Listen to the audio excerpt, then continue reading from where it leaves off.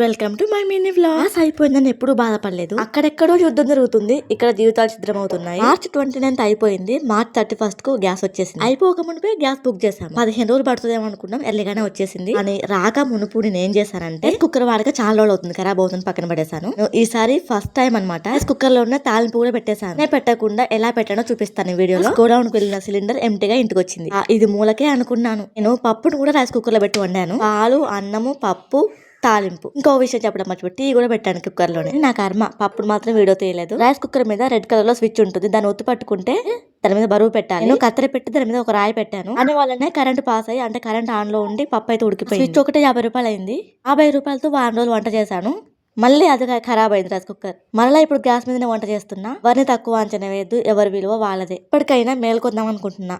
కట్టెల పొయ్యో బొగ్గుల పొయ్యో తెప్పించుకుందాం అనుకుంటున్నాను పల్లెటూరు నుండి. వీడియో చూసిన ప్రతి ఒక్క లైక్ ఇవ్వండి, మర్చిపోవద్దు. Please do subscribe. Thanks for watching.